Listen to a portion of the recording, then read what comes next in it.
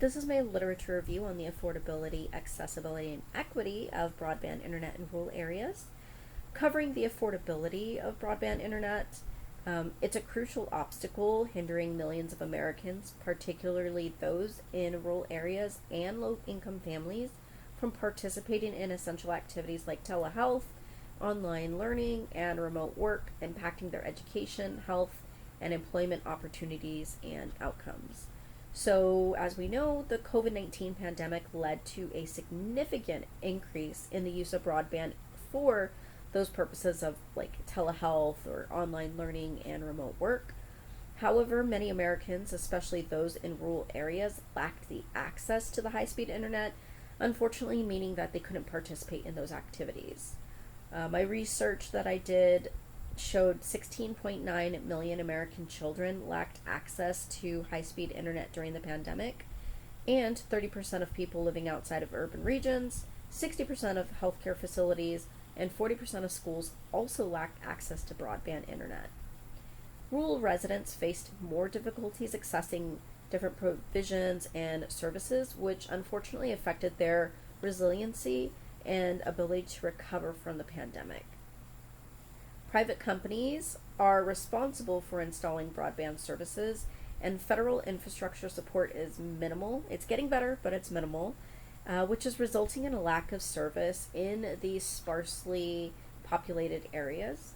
And even in areas where broadband infrastructure is available, it may not be updated enough to keep up with current day demands, such as having more than one or two devices linked up at one time. I know I personally have probably 6 or even 7 items on my broadband as we speak.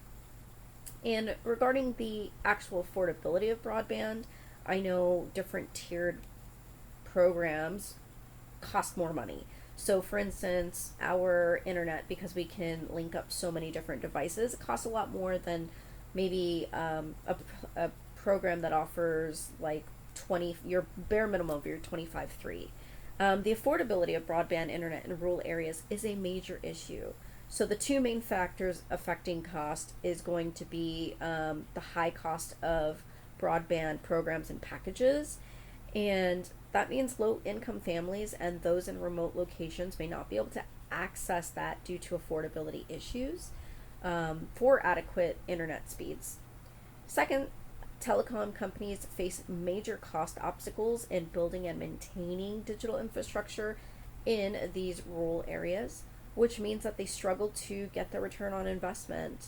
As much as we don't like to think of it this way, broadband is still a privatized service, so they're in the business of making money.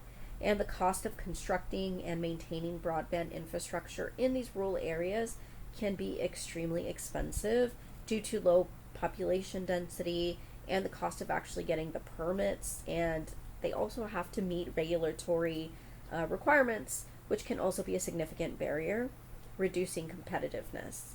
And so that means other businesses don't want to go into the area and compete, which means it contributes to a lack of universal access to broadband in rural areas because nobody wants to compete for the property for the area. And then there's also an importance of digital literacy when it comes to broadband adoption, and particularly in rural areas where access to digital technology may be limited. People tend to not really have a lot of access to different programs that help them obtain digital literacy. So even if people have access to broadband internet, they may not be able to benefit from it because they don't have the skills to do so. So low levels of digital literacy can contribute to the digital divide and limit people's access to broadband internet's benefits. Therefore, initiatives to increase broadband equity must also include initiatives that include digital literacy. Something of an interesting opposition to the broadband adoption in rural areas, specifically among older adults who may not wish to use the internet despite having the ability to pay for it and actually having the necessary infrastructure to obtain it. So some rural residents may also view technology as just being too complicated or too difficult to keep up with, which can also limit broadband adoption rates. Other factors that limit broadband equity include lack of need for it. They just feel like they don't need it. They have a different lifestyle. And of course, the concern of privacy and security. Sometimes people live in rural areas for a reason. And of course, cultural preferences.